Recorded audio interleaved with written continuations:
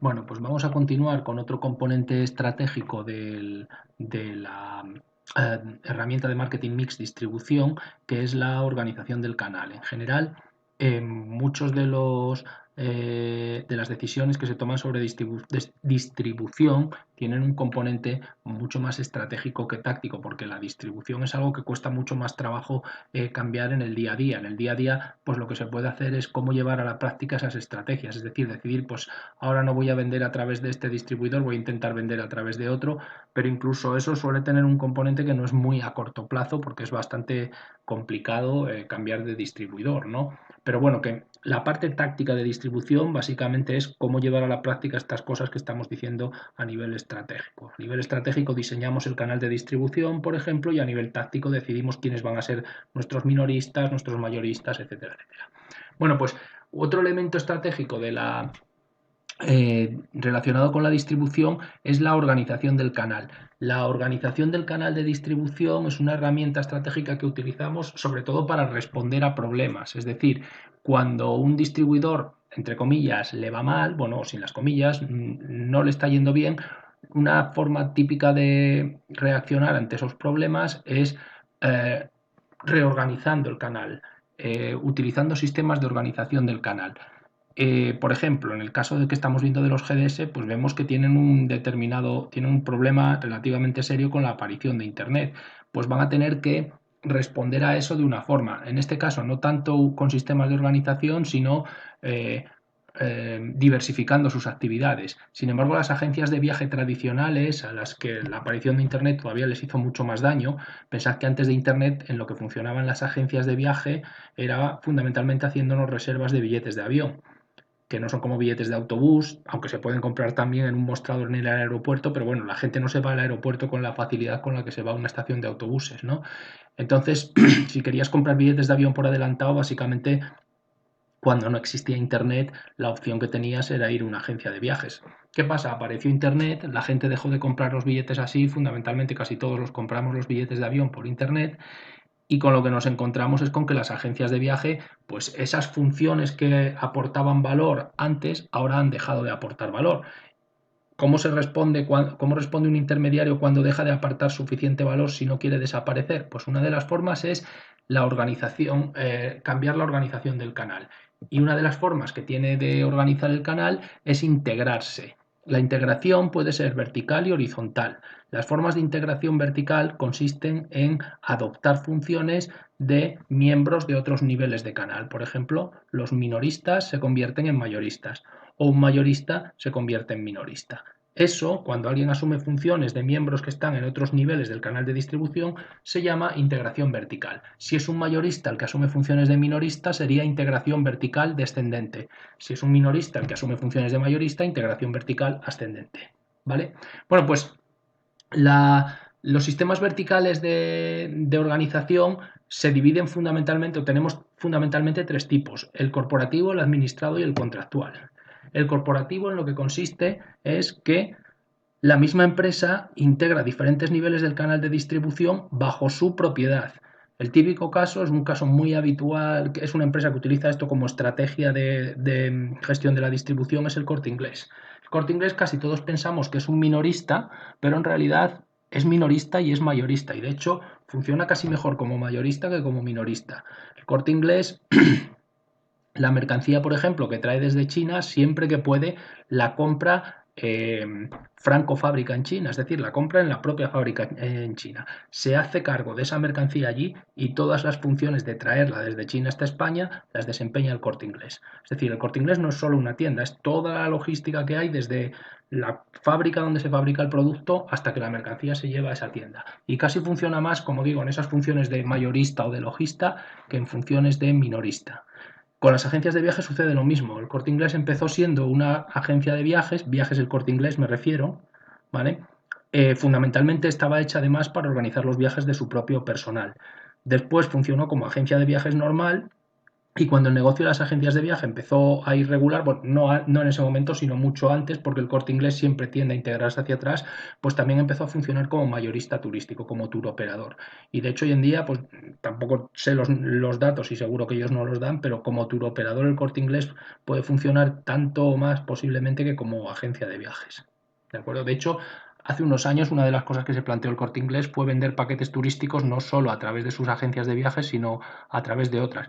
Esto creaba un conflicto en el canal, que además lo veremos al final, que es cuando haces una distribución multicanal y no se llevó a la práctica, pues porque las otras agencias de viaje decían, pero si a nosotros seguro que nos va a dar peores condiciones que las que se da a sí mismo, con lo cual creo que no funcionó, pero en algún momento se llegó a plantear. ¿Vale? Bueno, pues esa sería la organización corporativa, es decir, distintos niveles del canal de distribución bajo la propiedad de la misma empresa. La segunda forma de hacer integración vertical es lo que se llama administrada. Aquí tendríamos distintos niveles del canal de distribución, pero están ocupados por empresas totalmente independientes. Lo único que se integra es el hecho de que si uno de los miembros de canal es suficientemente fuerte, pues puede organizar a los demás. Es, por ejemplo, típicamente lo que hace Toys R Us, ¿no? Que es una cadena muy grande de venta de juguetes, tiene un gran poder, y entonces Toys R Us lo que hace es que toda la parte de logística, a todos los mayoristas con los que trabaja, pues les dice lo que tiene que hacer, pero son mayoristas independientes que no pertenecen con Toys R Us y que no tienen ninguna relación ni siquiera a nivel contractual. Simplemente le hacen caso pues porque Toys R Us es una parte importante de su volumen de negocio. Muchos de ellos trabajan exclusivamente para Toys R Us. ¿Vale? Y la tercera forma de integración es la que llamamos contractual. Aquí lo que hacen las empresas es firmar un contrato. Es decir, por ejemplo, Benetton sería un ejemplo de pseudo franquicia. Todo el mundo cree que Benetton funcionaba con franquicias o se expandió en los 90 y principios de los 2000 con franquicias, pero no hacía exactamente franquicias, pero hacía un contrato muy parecido al de la franquicia, que es el que veremos en la siguiente diapositiva. Y básicamente en lo que consiste es en integrarse a través de un contrato. Benetton lo que hacía es que vendía su ropa o fabricaba su ropa, pero a la hora de venderlo entre sus minoristas lo que hacía es que iba a empresas independientes con las que firmaba un contrato de franquicia. Las tiendas de Benetton hoy en día sí, porque ha cambiado un poco, pero al principio las tiendas de Benetton no pertenecían a Benetton. Cada tienda de Benetton tenía un dueño que era un franquiciado de Benetton, que firmaba un contrato de Benetton y vendía en exclusividad con esa empresa. Pero la empresa Benetton no era propietaria de las tiendas. ¿De acuerdo? Y entonces aquí donde vamos a ver, cuando hablamos de esta de la integración contractual, pues vamos a ver la forma más típica de hacer esos contratos, que es lo que denominamos la franquicia. Bueno, ¿qué es una franquicia? Pues es una fórmula empresarial mediante la cual tenemos un franquiciado que en este caso, pues por ejemplo en el caso de Benetton sería los dueños de las tiendas.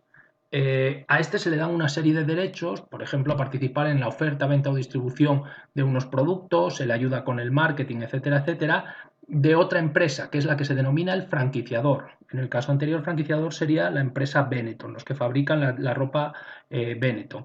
Este franquiciador, a cambio de ofrecerle todo esto, de ofrecerle pues, su marketing, ofrecerle sus productos, etcétera, etcétera, y permitir utilizar su nombre, su marca y su publicidad, pues a cambio de eso le exige una serie de cosas. Y esas cosas que se plantean son pues las que aparecen aquí, fundamentalmente.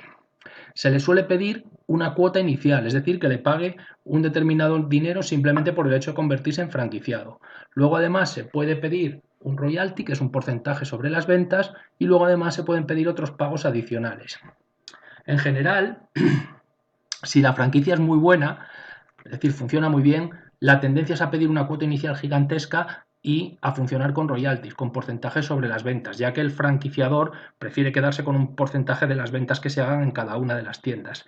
Si la franquicia no funciona tan bien, va a vender poco, pues la tendencia es a no cobrar mucho de esto, porque si no nadie querría coger esa franquicia, pero eso sí, a exigirle pagar todos los meses una determinada cantidad en concepto de publicidad o de como unos royalties fijos.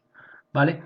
Bueno, si pincháis en este enlace que tenéis aquí, vais a encontrar una página de franquicias, hay un montón de ellas, pero es interesante para ver, hacer una comparación, pues por ejemplo, del sector. Fijaros, yo ya me lo he puesto aquí, lo tengo guardado, está aquí, ¿vale? Y por ejemplo, fijaros las condiciones que tiene 100 montaditos, que lo podéis ver aquí, y una de las cosas que dice es que el canon de entrada son de 40.000 euros. y además te exige una adecuación del local, tú tienes que poner tu local y además tienes que pagar 40.000 euros. Y luego te tiene un royalty de todo del 7% durante los 10 años que dura el contrato, es decir, durante esos 10 años tienes que darle todos los meses un 7% de las ventas. Pero fijaros que no pide cosas adicionales, 0 euros en todo lo demás. ¿Por qué? Pues porque 100 montaditos funciona bien y no necesitan cobrar fijo, lo que quieren es cobrar un porcentaje de las ventas. Si nos vamos aquí a agencias de viaje, como sabemos que el sector pues no va demasiado bien, funciona bastante regular, pues lo que nos vamos a encontrar es que las condiciones, vamos a pinchar por ejemplo la primera, y las condiciones son bastante menos exigentes. No te piden canon de entrada, no te piden básicamente nada. De hecho, pues aquí directamente no te piden nada por ninguna cosa, aparte de tener un local y supongo que en algún momento, aunque aquí no lo expliquen, pero bueno, se les pedirá que se ponga un determinado dinero, ¿no? Obviamente no lo van a hacer gratis. Pero en general, si pincháis en esta página, simplemente para que lo tengáis, ¿vale? Pues os encontraréis con que las condiciones de la franquicia son en agencias de viaje, bastante más suaves que las condiciones de una franquicia exitosa como 100 montados, ¿no? Bueno, y por último, otros sistemas de organización tendríamos los que habíamos hablado de alianzas horizontales, que son integración entre miembros del canal de distribución que están al mismo nivel del canal de distribución, y ahí podemos distinguir las alianzas entre empresas y los sistemas horizontales de marketing. Una alianza entre empresas es cuando dos empresas firman una alianza a largo plazo y que incluye todo lo relativo a la empresa, no solamente una acción puntual de marketing, ¿de acuerdo? Lo que hacen esas empresas, por lo tanto, es que, o sea, este tipo de alianzas funcionan cuando las empresas tienen algo que ofrecer a la otra, es decir, cuando una empresa puede beneficiarse de las fortalezas de la otra. En general funcionan mejor cuando las empresas no compiten entre sí. Por ejemplo, pues cuando se alían un restaurante con tiendas minoristas o restaurantes con hoteles o algo por el estilo, ¿no? Todos estarían al mismo nivel, a nivel minorista de distribución, pero no compiten entre ellos. Un restaurante no compite con una tienda de alimentación minorista. También pueden plantearse si son empresas del mismo sector, como dos aerolíneas, Iberia y British Airways, pero que operan en distintos mercados, es decir, que no tienen rutas comunes. Pues entonces sí que pueden funcionar como alianza. Sabéis que Iberia y British Airways las dos pertenecen a IAG. Bueno, esto sería a nivel grande, es decir, alianzas globales entre las empresas. Cuando lo único que se hace la alianza es para una determinada acción de marketing, es lo que denominamos sistema horizontal de marketing. Aquí se alían dos distribuidores que están al mismo nivel del canal de distribución para realizar una acción de marketing particular. Por ejemplo, pues aquí tenéis un ejemplo muy bueno, ¿no? Dos tipos de agencia de viaje, como son Sol Meliá y Eroski Viajes, que se unen para tener la misma tarjeta de fidelización. ¿Vale? Y luego, para terminar, no relacionado con la integración vertical, pero otra cuestión que tenemos que plantearnos cuando hablamos de la organización del canal es el tema de la distribución multicanal. Cuando vendemos por dos canales distintos, estamos hablando de distribución multicanal. Esto suele ser complicado porque suelen surgir conflictos entre los canales. Por ejemplo, el que os decía de Viajes El Corte Inglés. Si yo vendo a través de mi propia agencia de viajes y también quiero vender paquetes turísticos a través de otras agencias, pues las otras agencias van a decir vamos, que sí, que seguro, que a mí no me vas a dar las mismas condiciones seguro que las que te das a ti mismo, ¿no? Y por ejemplo, otro caso sería McDonald's, que también lo mismo, tiene tanto franquicias como tiendas propias y ahí pues está distribuyendo por dos canales y suele haber conflictos. Sí que hay que pensar que la distribución multicanal es muy típica del sector turístico, o sea, aquí sí que no tiene nada de raro. Por ejemplo, la mayoría de las aerolíneas venden a través de su página web, de su página de reservas y también venden a través de otros distribuidores. Es algo que está perfectamente organizado en este caso, ¿vale? Pero bueno, siempre hay que tener en cuenta cuando lo hacemos de hacerlo bien, organizarlo bien y que no haya conflictos entre los dos canales. Bueno, pues con eso termina el tema de la distribución. Me queda explicaros el de la comunicación y con eso terminamos.